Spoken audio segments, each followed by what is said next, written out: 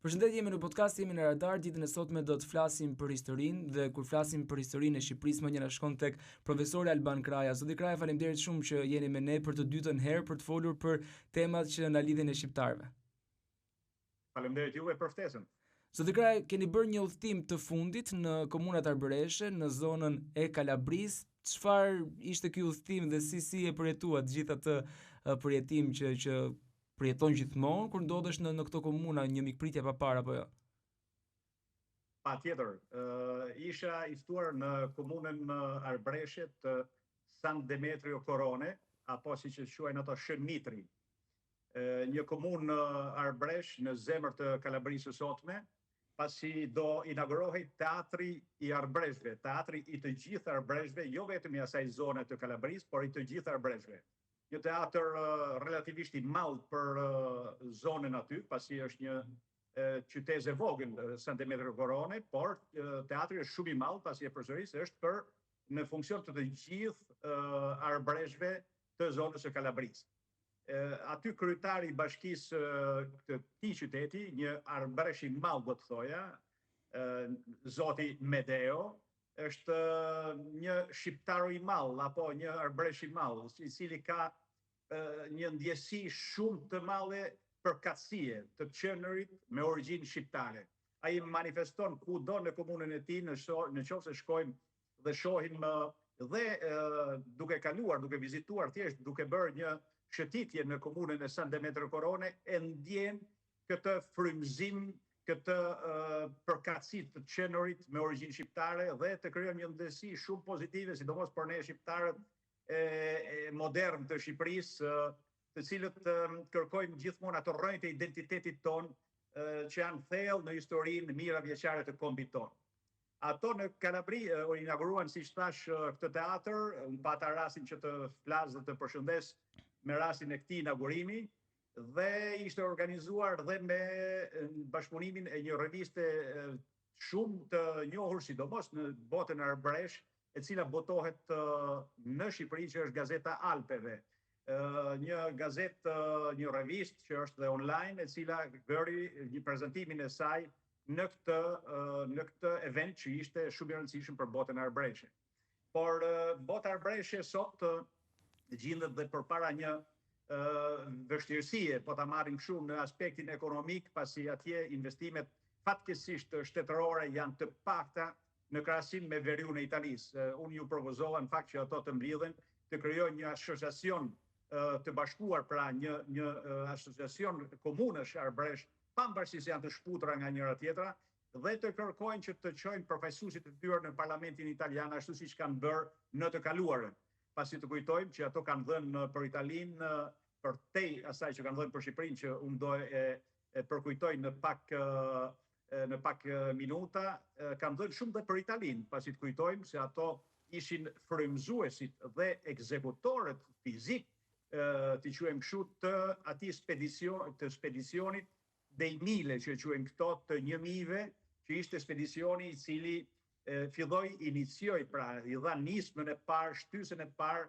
procesit të bashkimit të Italisë në vitin 1861, pasi ditë që Italia në atë vit u bashkua. Pra, kur Garibaldi arriti në Siqili, Zanafilla i des për spedicionin, për nisjen e fushatës së të Garibaldit, ishte iniciator dhe frymëzues ishte Francesco Crispi, ai që do bëhej më vonë kryeministër i Italisë dhe që ishte me origjinë shqiptare, ai që kur i shkruajti edhe Deradës, që është një figurë e madhe arbëreshe shqiptaro-italiane, pra i shkruajti Deradës duke thënë që kur ishte kryeministër, i dashur Derada, unë do vazhdoj të mbështes kauzën e shqiptarëve, sepse kauza e shqiptarëve, çështja e shqiptarëve për pavarësi është dhe imja, pasi unë jam shqiptar me gjak dhe zemër. Pra këtë ai ja proklamoi dhe Deradës, pasi disa herë ka përmendur një gjë të tillë, Francesco Crispi, një shqiptar i jashtëzakonshëm, pasi në kujtimet e tija dhe Ismail Qemali, babai i pavarësisë shqiptare, pra Ismail Qemali e kujton në kujtimet e tija kur takoi Crispin në Itali, në moment që ai ishte kryeministër, ai ju paraqit dhe i foli me një shqipe të kulluar, aq sa beta thot Ismail Qemali i habitur me përsosjen e të shprehurit në gjuhën e sakt shqipe të pastër arbëreshte. Dhe përmes tyre pra figurave ato kanë arritur që të kontribuojnë shumë për Italinë. Krahu i djathtë i Garibaldi ishte generali Damis, një tjetër shqiptar italian, pra për një tjetër arbëresh, ishte një ministër i famshëm një asaj kohe në Bashkimin e Italisë, që ishte ministri i mbretërisë italiane, ministri Masi, që ishte një tjetër dhe ky shqiptar arbëresh, dhe në procesin e bashkimit të Italisë kanë dhënë kaq shumë arbëresh sa që duhet të kenë një vend sot nderi në panteonin e herojve të Italisë dhe të atyre që kanë dhënë kontribute të vyera në të gjitha fushat, pasi të kujtojmë që ato kanë dhënë shumë dhe në aspektin e ekonomisë, po të marrim një ndër figurat kryesore të themelimit të bankave italiane dhe të bankave më të fuqishme, që ishte quhet il padrone dei padroni, pra si thua pronari pronarëve, bankieri famshëm Kuqa, ishte një figure jashtëzakonshme Kuqa dhe arriti që të bënte dhe atë Mediobankën. Por të kujtojmë që Arbresh ishte dhe ai që themeloi gazetën e parë italiane në procesin e pas pavarësisë së Italisë, të bashkimit të Italisë, që ishte një shqiptar i cili themeloi gazetën e parë, siç thash, që ishte Corriere della Sera. Pra kemi shqiptar të tillë të dimension të jashtëzakonshme. Kemi shqiptar që kanë ndërtuar Italinë, kanë bërë kryeveprat e Italisë, siç ishte inxhinieri Gjura. Luigi Gjura ka bërë për herë të parë në Itali dhe e dyta në Evropë mas asaj të Londrës urën e parë pezull, pra atë që është e lidhur me kordat e qelikut, pra me ato zinxhirët e qelikut që rrin pezull në hapësirë. Pra ky ishte Luigi Gjura. Apo kemi inxhinierin më të madh të shpikjeve të aviacionit italian dhe në të gjithë Evropën, që është Galasso. Galasso ishte një figurë e jashtëzakonshme, por kanë dhënë kontribut dhe figurat të tilla, siç ishin piktor, siç ishin kompozitor, siç ishin skulptor, siç kemi skulptorin e madh që ka bërë atë në Duomo të Milanos, ka bërë altarin e zonjës Ilire, që ishte Andrea Alexi. Siç kemi pastaj vëllezërit albaneze që janë në Venecia dhe në Treviso, ku është në Piazza della Signoria, është ai obelisku i famshëm i Redentorit. Apo kemi në ishullin San Giorgio, në Shën Gjergji në Venecia, të bërë gjithë faqatën e katedrales, të bërë nga John Battista Albanese, që ishin me origjinë nga Shkodra. Pra kanë dhënë kudo shqiptarët në atë gadishullin Apeninëve, që për të qenë krenar, sepse nuk ka një fushë ku ato nuk kanë spikatur dhe nuk kanë dhënë kontributin maksimal, siç ishte edhe në sport. Po të marrim është për të kujtuar një skuadër të cilën themeloi një shqiptar, një skuadër të famshme, që ishte Inter Milano, që është internacionale, pra Inter i Milanos, që është e bërë presidenti i saj parë, themeluesi i saj ishte Giovanni Paramithiotti, që ishte me origjinë nga Paramithia e Qembrisë dhe ishte rritur në Venecia. Apo siç ishte filozofi i madh Niccolò Tomeo, i cili përkthei përmes shqipes arriti që të përkthente dhe disa pasazhe të pakuptueshme të Aristotelit. Pra apo kemi tjetër një figurë tjetër të jashtëzakonshme të shekullit të 20, i cili ishte një filozof, një njeri me vlera universale, pasi ishte i tillë dhe drejtimi i tij politik, pastaj pavarësisht se opinionit politik të gjithë secilit, që quhej Antonio Gramsci, baba i cilit ishte nga Plataci, një zonë e Kalabrisë, dhe kjo një komunë në Plataci është një komune e Kalabrisë shumë e famshme për këto figurat që ka dhënë për tej babait të Antonio Gramsci. Apo kemi dhe luftar të jashtëzakonshëm pastaj që kanë dhënë kontribut të vyer në të gjithë Evropën, që janë gjithmonë shqiptaro-italian, siç ishte Gjergj Basha. Gjergj Basha është pak i lëvruar nga historiografia shqiptare, por është shumë i famshëm në historinë italiane dhe në tej atë evropiane. Dhe ky quhet nga italianët Giorgio Basta. Giorgio Basta ishte i biri i Dimitrit, ishte nipi i Franit. Frani militonte, pra ishte ushtarak në bord të Gjergj Kastriotit. Dhe Dimitri ishte në kohën e plejadës së shqiptarëve që komandonin në Itali, plejada 2 me njëhershme mas plejadës së Gjergj Kastriotit. Imagjinojmë në Itali ishte në atë kohë Dimitri, babai i Gjergj Bashës, apo Giorgio Basta, i cili u bë më vonë, dhe mbret, po ta quajmë në gjitha efektet, të Transilvanisë dhe të Hungarisë. Pasi ai çliroi ato nga otomanët, ishte i vetmi që ka mundur Giorgio Basta, pra i vetmi që ka mundur otomanët në mënyrë të vazhdueshme, pas Gjergj Kastriotit, pas heroit ton kombëtar, mbas njëri dytë që i ka mundur në mënyrë të vazhdueshme dhe mundi me gjitha Mehmetin III, që ishte një ndër perandorët otoman, pra një ndër sultanët më të fuqishëm të asaj kohe. Dhe këto janë figura që në atë kohë komandonin në Itali, sepse kishim Konstantin Arianitin, djalin e Gjergj Arianitit, që ishte vikario imperiale, pra ishte më këmbës i mbretit i perandorit Maksimilian I parë për Italinë, ishte John II Kastrioti, që ishte djali i Gjergj Kastriotit, pra heroi ton, ishte kont i Soletos dhe kishte prona pafund, dhe ai kishte një ushtri të vetën personale mbas tij. Ishte pra Dimitër Basha, që ishte babai i Giorgio Bastës, që pastaj, siç thash, do merrte fan në gjithë Evropën, deri në Holland do shkonte ai me ushtarët e tij, për llogari gjithmonë të perandorit austriak. Dhe këto figura i shtojmë dhe Buashpatën, që ishte Merkuri, dhe ai ishte në këtë kohë, pra flasim gjithmonë për pjesën e parë të shekullit të 16, pra 1530, 1520, 1550 deri në fund të shekullit të 16, pra deri në 1600, përse Giorgio Basa vdiq në vitin 1607, si një ndër pronarët më të mëdhenj të kështjellave në gjithë Evropën, vdiq në Prag, në kështjellën e tij personale në Prag të Çekisë, pra. Kaq ishin të hapur gjithë këto italo-shqiptarët në atë kohë, saqë njëri me tjetrin arrinin të ndihmoheshin reciprokisht, atë që ne e thojmë gjithmonë që shqiptarët kanë bërë vështirësi që të afroheshin njëri me tjetrin, është e kundërta. Nëse ka një popull virtuoz në bashkëpunim njëri me tjetrin, historikisht kanë qenë shqiptarë. Ato kanë provuar disa herë që të çlirojnë Shqipërinë atëherë, të kujtojmë që Gjoni II Kastrioti bëri fushatën e tij për rreth 3 vite nëpër malet e Shqipërisë, i la gjithë komoditetet këtej, i la gjithë pasuritë, dhe erdhi dhe bëri fushatën për 3 vite, ku mori edhe 2 plak që i sollën vdekjen pastaj në Itali. Pra la komoditetin, mori gjithë furnizimet, e mbështetën gjithë këto që përmenda, këto figura ushtarake, dhe arriti që të bënte atë fushatë shumë të mirë që bëri për 3 vite, mundi disa herë turqit, por nuk kishte më mbështetje popullore, pasi shqiptarët ishin lodhur nga qendresa gjatë dhe për këtë arsye ato pastaj u detyruan që mos të mbështesin më tej, u detyrua Gjoni II të vinte në Itali me 2 plak të marra, dhe që do i sjellin mbas sa kohë do i sjellnin dhe vdekjen e tij të parakoshme. Në Kalabri, pra kur shkohet në Kalabri, unë ju fola dhe për tej asaj që ato janë sot. Ju kujtova që kalabrezët e kanë prejardhjen nga fisi i lirë i Kalabrëve. Kalabrët ishin një fis i lirë, ashtu si që ishin dhe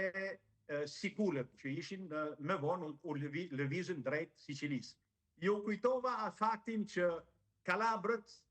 dhe Sikulët ishin në atë moment që shtynin njëri tjetrin kusht për të zënë vendit njëri tjetër për të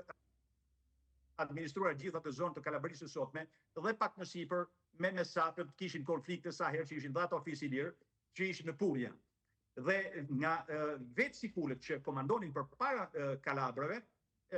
ishte dhe një mbret i tyre, pra nga fisi i lirë i Sikulëve, ishte një mbret i Sikulëve që quhej Italo. Dhe pikërisht nga Italo merr emrin sot Italia, pra nga një mbret i fisit i lirë të Sikulëve merr emrin sot Italia. Dhe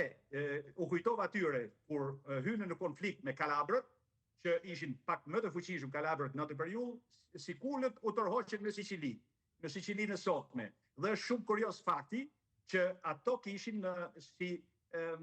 hyjnin e tyre, si zotin e tyre, ato kishin qiellin. Kjo dihet nga ana e gjithë historianëve që kanë lëvruar dhe që shkruajnë mbi Sikulët, e dinë që për to qielli ishte zoti. Për to ishte mshirimi gjithçka dhe ishte për to perëndia. Dhe prandaj ato duke pasur zot qiellin, ato ja vunë në emrin ishullit e tyre. Përkatësisht emri i Sicilisë së sotme, si atëherë dhe sot, merr emrin nga Zoti i Qiellit, pra nga qielli, dhe ja vunë Sicilia, Sicilia. Pra është si qielli, është si Zoti I tyre pra. Ja këto janë gjëra shumë interesante dhe ato futen në mes një qytet për të ndarë kalabrët nga sicilianët. Dhe u krijua qyteti Messinës. Dhe qyteti Messinës ka një 7 faqe në enciklopedinë Trekani që kërkojnë ta interpretojnë me greqishtën e lashtë, me greqishtën e sotme, e nuk arrin, mas 7 shfaqeve thonë që është një gjema nascosta, është një element pak I panjohur emri I saj, I këtij qyteti. Por Messina ishte sepse gjindet mes kontinentit, mes kalabrave dhe mes sicilianëve, pra mes Sicilias. Dhe duke ndarë kalabrët nga sikulët, aty qyteti mori emrin Messina. Në mes jemi pra, Messina. Pra këto janë gjëra që ne kujtuam në konferencën që bëm pra me rastin e inaugurimit të teatrit në San Demetrio Korone, dhe arbreshët ngazëllehen kur ndëgjojnë që ato e motivojnë pastaj mikpritjen që u bë kur erdhen në kohën e pushtimit të Shqipërisë nga ajo perandoria otomane që ishte perandoria më oskurantiste, që la atë shije të hidhur tek populli jon që në fillimet e ardhjes së saj, derisa u shport një herë mirë nga dheu jon, la vetëm shkatrime, nuk la një rrugë, nuk la një qytet të ndërtuar, nuk la një administrat, nuk la asgjë tja. Një perandori famkeqe që e ka quar vendin tonë pastaj në pasojat e asaj shpërbërje, asaj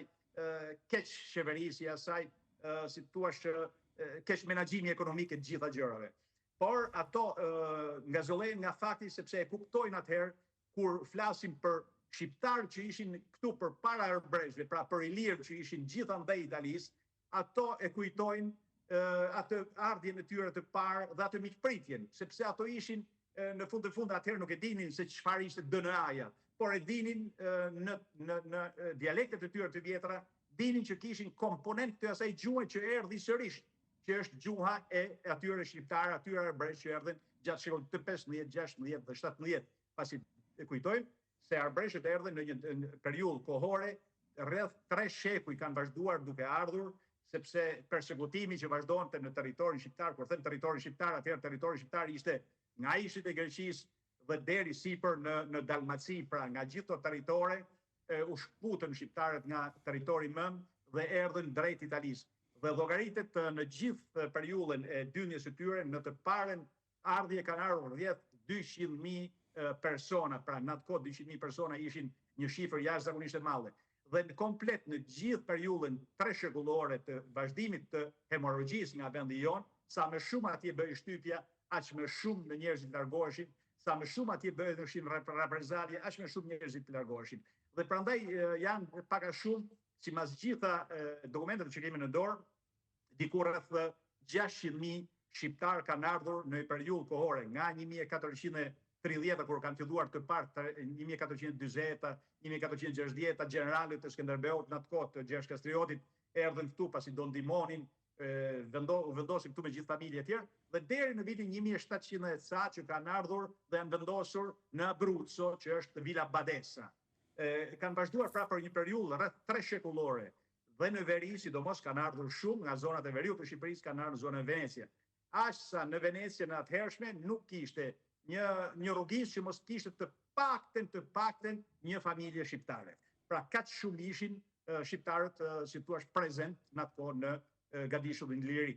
Dhe ato arritën duke përtej asaj që thamë përpara, general, ushtarak, artista, kompozitor, figura të jashtëzakonshme, arritën që të bëshin dhe të drejtonin shtete, sepse në atë kohë Italia ishte, nuk ishte ajo sotmja që është Italia që njohim ne, e bashkuar në vitin 1861, por ishte me ato qytetet që ishin të pavarur njëra nga tjetra, shumë herë dhe në rivalitet dhe në luftë njëra me tjetra. Siç ishte Gjenova. Gjenova për rreth 2 shekuj e gjysmë, ajo është udhëhequr nga një familje me origjinë nga Durrësi, e themeluar kjo dinasti nga Michele Lazi e kishte ai, dhe e kthyn mbiemrin për mos të humbur origjinën, sepse shumë herë shqiptarët e parë, shqiptarët e Brezit parë dhe dytë nuk donin që të humbin origjinën dhe vendosnin si mbiemër atë të qytetit tyre, apo e vendosnin albanezi, albani, Durazzo, ka mbiemra këtu Berati, Skutari, ato që ishin nga Shkodra. Prandaj Mati ka deti, janë biemra që ato ja vendosin vetes për të mos humur në brezat e mëtejshëm, për mos të humur atë originalitetin. Do ju jap një ekskluziv pastaj sepse meritoni lidhje me një diskutim që pata me një ndër pasardhësit e heroit ton kombëtar, i cili vaj mban emrin Kastriota Skanderbeg. Emri i tij është Kastriota Skanderbeg. I kërkova në rast se ne do arrijmë që të finalizojmë atë përpjekjen tonë, që është një përpjekje me të vërtet titanike për të arritur, për të bërë, për të marrë ndonjë mostër DNA-je në Valencia. Në Valencia ku gjendet, ne e dim me siguri që në Valencia kemi varrin e nipit të heroit ton kombëtar Gjergj Kastriotit, që është Alfonsi, djali i Gjonit të dytë, dhe që vdiq 15 vjeçar pasi humbi jetën në një duel, dhe ishte ai që ngjan të Skënderbeut me të gjitha drejtimet, dhe kemi varrin e Donikës, Donika Arianiti Kastrioti. Gjenden në atë santuarin e Trinitas të Real, pra mbretëror të San Trinitas në Valencia të Spanjës. Ne do kërkojmë që një mënyrë tjetër të kemi mundësinë që të bëjmë një verifikim të asaj që ka kohë që ndjekim, unë e ndjek nga viti 2002, që kur kam botuar që ishte libri me asaj periudhe mbi heroin ton kombëtar, që është fushata e Italisë të heroit ton kombëtar, kam ndërtuar me ditar ditë për ditë fushatën e Italisë së Skënderbeut, pra të Gjergj Kastriotit, dhe kam ndjekur dita ditësh dhe atë lëvizjen e Donika Kastriotit nga moment që iku nga Shqipëria dhe deri moment që ajo iku në Spanjë në vitin 1501, në janar të vitit 1501, pas nataleve të vitit 1500, pasi u vollën armët e heroit ton kombëtar në Napoli, ajo nuk qëndroi më, e shoqëruar nga Giovanna, që ishte mbretëresha në atë kohë aragoneze e Napolit, u shoqëruar nga ajo dhe ikën të dyja bashkë në me gjithë nipin e saj, pra me gjithë Alfonsin, iku në Valencia të Spanjës. Pra, ne dim me qartësi që ajo gjendet atje, dhe po provojmë që të kemi mundësinë që të krijojmë premisat për të marrë një kampion. Dhe ky zotëri që fola që është trashëgimtar i asaj familje që ka gjithë pemen genealogjike të ndërtuar dhe quhet e përsëris prap mbiemri i tij është Kastriota Skanderbeg, na dha disponibilitetin e tij për një eventualitet të një krahasimi të DNA-s. Nëse, sipas gjitha gjasave, kam 6 burime që çojnë që eshtrat e heroit ton kombëtar Donika Arianiti Kastrioti i mori me vete në një shëndyk të mbyllur, pra në një sarkofag të mbyllur, i cili nuk u hap asnjëherë sipas gjithë dëshmitarëve që e kanë shoqëruar Donika Arianiti Kastrioti në gjithë atë lëvizjen e saj nëpër Itali dhe pastaj në Spanjë.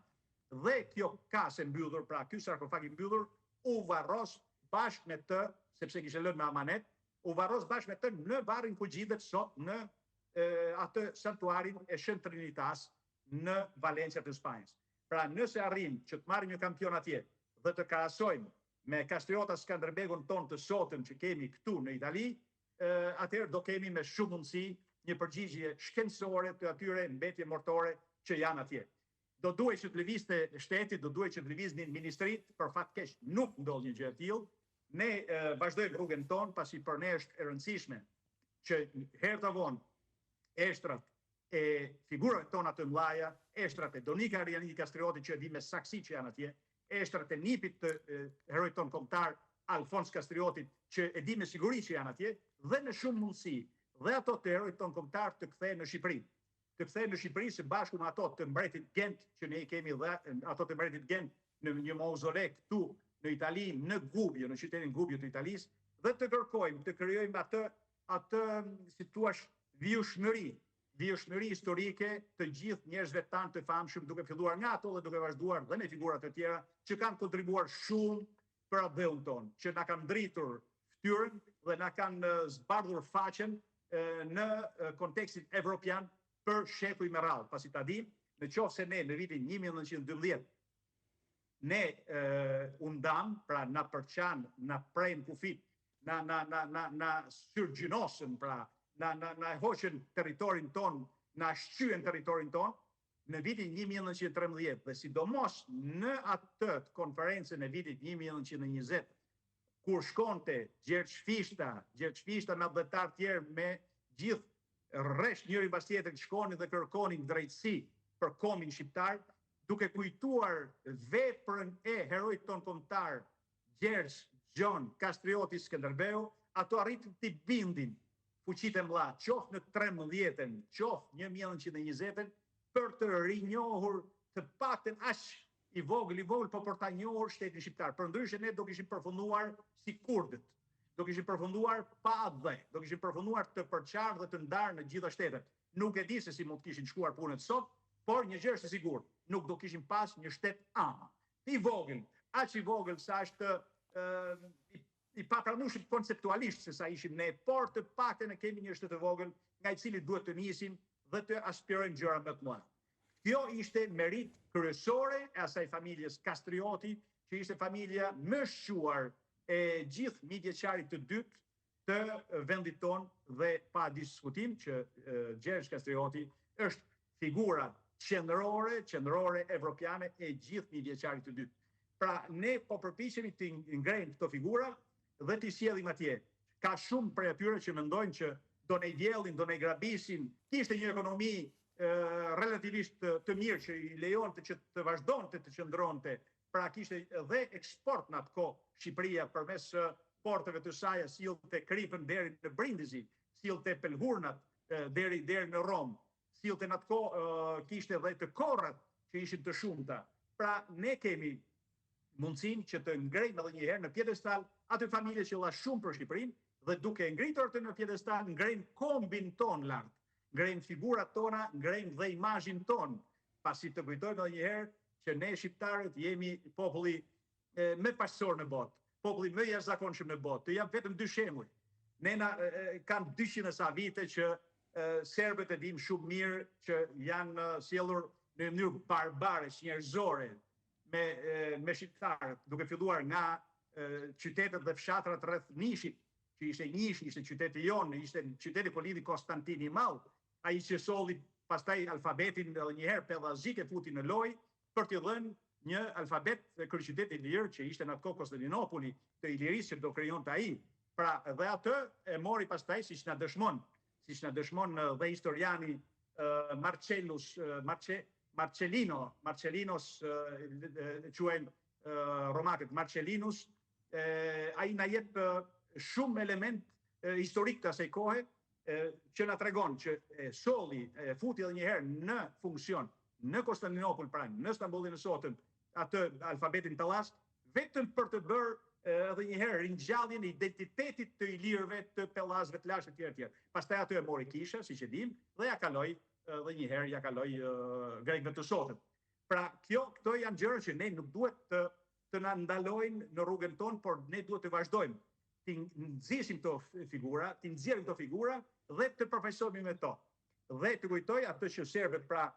kthehen tek ajo që ne jemi populli më pesor, bën me popullin ton, e dim që e zhduket nga gjithë ato fshatra, ato qytete, e të kurrën derisa kanë sjellur aty ku është sot Kosova dhe Lugina Preshevës, duke hequr pjesën më vitale të saj, siç ishte Pazari i Ri dhe siç ishte zona komplet rreth Nishit. Në atë pikë ne sot shikojmë atë që kanë bërë, e pam dhe para 20 e sa viteve atë që bën, dhe prap ne nuk u hakmorëm asnjëherë me to. Ne nuk u hakmorëm sepse ne jemi popull i gjenezës, jemi popull i fillestar. Ne dim që në gjakun e tyre rreth 30-40% e tyre janë me gjak i lirë, por duhet ta zbulojnë vetë, duhet shkojnë të bëjnë DNA dhe ta kuptojnë që nuk ka sens që të luftojnë shqiptarët, pasi ato kanë gabuar historikisht. Dhe ne duhet të pretendojmë sot, nëse dojnë marrëdhënie të sakta me ne, duhet që të kërkojnë falje, të dëmshpërblejnë gjithë kosovarët, pra dardanët, për atë që ato kanë pësuar. Dhe ne nuk u bëm asnjëherë hakmarrje. Ne patëm 500 vite robëri të pashembull nga otomanët dhe nuk bëm asnjëherë hakmarrje dhe ndaj tyre. Ne patëm një gjenocid të papar nga grekët ndaj popullsisë pafajshme çame, që ishte diçka në sytë e botës, sepse është shumë e kohëve të fundit, pra rreth 80 vite më parë, pra nuk është e shekuj, dhe e kanë parë gjithë me sytë e tyre, dhe ato me nihilizëm të pashembull, me përfillje të pashembull, jo vetëm që nuk kërkojnë falje, por vazhdojnë të mbajnë dhe ligjin e luftës që është i pakutim. Masi na morën alfabetin, masi na morën fustanellën, masi na morën pjesë të gjuhës tonë, na morën pjesë të kulturës tonë, na bën gjenocid mi çamet tanë dhe ne prap nuk u hakmorëm një herë kundër minoritarëve tyre. Dhe shumë mirë që nuk u hakmorëm, sepse ne jemi popull vital, jemi popull paqësor, dhe ti do i mesim gjithmonë. Por nuk duhet lejojmë që askush më të na në përkëmb. Ka ikur koha që shqiptarët në përkëmbeshin dhe syrgjënoseshin. Tash shqiptarët janë zgjuar dhe po rrinë bashkë. Po rrinë bashkë dhe kanë kuptuar që kushdo që i komandon në drejtime të kundërta, kundër patriotizmit, kundër asaj dëshire për bashkim, ato janë vetëm kalimtar. Dëshira shqiptare është për që duar bashkë në një Evropë të përbashkët, në Evropë që ne kemi dhënë themelet, i kemi dhënë gjuhën kontinentit tonë, që është më antitja, më vjetra, dhe përqapjet tona për të kërkuar që gjuha shqipe të hyjë një ditë në librin e shenjtë të UNESCO-s, ne si pasuri botërore njerëzimit ka 5 vite që merremi me këtë dhe do e arrijmë. Koha do jetë mbase relativisht e gjatë, do jetë e mundimshme, por ne do e arrijmë, sepse shqipja përtej toponimisë shqiptare që është e mërvendit që janë të përhapur në gjithë territorin evropian, kemi të vetmen gjuhë në Evropë që ka mbi 3000 fjalë njërokshe. Fjala njërokshe tregon vitalitet gjenez, pasi në atë kohë kur lindën fjalët, kur lindën, flitej me tingull, pastaj flitej me rrokje dhe pastaj shumë më vonë me fjalë të artikuluara, me fjalë të përbërë. Dhe ne jemi pikërisht në gjenezën e gjuhëve indo-europiane, pasi kemi më shumë se askush fjalë njërokshe mbi 3000 të tilla. Profesor, dhe një pyetje që lidhet pikërisht me veprat e artit, me ikonat e ndryshme, janë 13.000 të tilla që janë grabitur nga toka jonë. Çfarë është kjo konkretisht? Ju e dini më mirë, e keni studiuar këtë fushë apo jo? Po, unë isha para 2 javë, para 20 ditëve isha në Londër pikërisht për të parë nga afër disa nga kryeveprat tona që gjenden në atë muze, në British Museum. British Museum ka rreth 8 milion vepra arti, por mes atyre 8 milion janë dhe njësër vepra artit që janë vepra arti shqiptare. Aty kemi, mes tjerave, kemi një shpat bronzi 48 cm të marrur në Shkodër, dhe kjo shpat bronzi është datuar mes shekullit 12-13 para Krishtit. Pra imagjinojmë se çfarë vlerët ka. Aty kemi dhe 2 tjera pastaj vepra, dhe ato monumentale për historinë tonë, mes tjerave, dhe të cilat unë mundoha që t'i pasqyroj dhe t'i ndjek nga afër, pasi janë vepra që janë marrë në Shqipëri në një kohë kur Shqipëria nuk kishte shtet, në një kohë kur nuk mund t'i dhuronte askush, as nuk mund t'i shiste askush, pasi nuk kishin titull për gjë të tillë. Pasi dim që veprat e artit trafikohen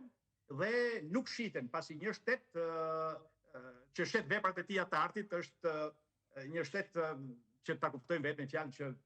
nuk duhet të ekzistojë. Prandaj nuk e kuptoj se si është e mundur që të vazhdojnë të mbahen këto vepra artit. Po përtej atyre që janë në British Museum, ne kemi vepra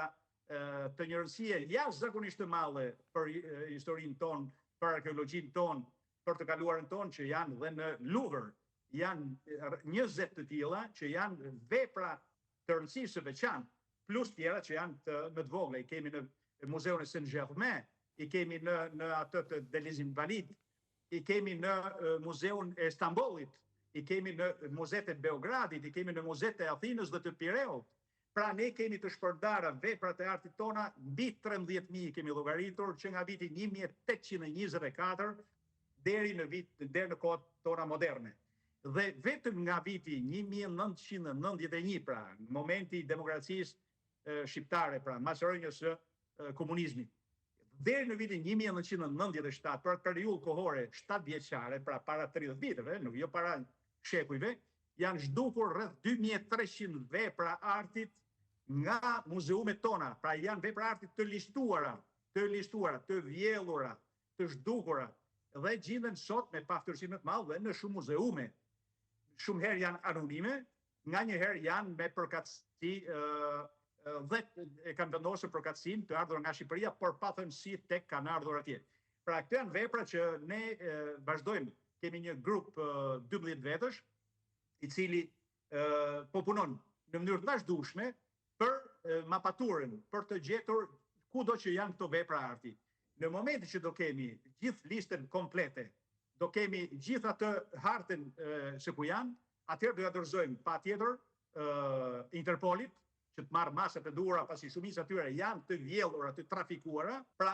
gjithë këto vepra artit janë të përhapura në 4 anët e botës. Ne do kërkojmë në momentin që të kemi mapaturën, në këtë grupin tonë të punës prej 12 vetëve kemi arkeolog, kemi historian, gjithë të diplomuar në perëndim, pra njerëz ekspert të fushës, dhe kemi gjuhtar dhe do kërkojmë që në moment që të kemi atë mapaturën definitive, si thosh përfundimtare, që të kemi të listuara se ku gjenden gjitha, do përpiqemi që të ja dorëzojmë Interpolit, që gjitha ato vepra që janë të trafikuara të rikthehen, të paktën të bëjmë përçapjen, dhe do ja dorëzojmë një kopje dhe ministrisë, duke shpresuar që një ministri që të jetë atdhetar, që të jetë pasional, ta duaj vendin e tij dhe ta vej përpara çdo gjë tjetër. Një ministri që nuk duhet ta zëj gjumi natën, duke menduar që ka mbi 13.000 vepra arti shqiptare të tokës tonë dhe të mbi tokës tonë, që janë të trafikuara apo të fshehura apo që gjenden në muzet anë mban botës pa pasur të drejtë që t'i mbajnë. Pra, nëse do kemi njerëz të tillë, misionar, pra dashnor të vendit tonë, sigurisht që do kemi sukses pastaj me gjithë atë sakrificën tonë që bëjmë, me gjithë atë përqapjen tonë që bëjmë.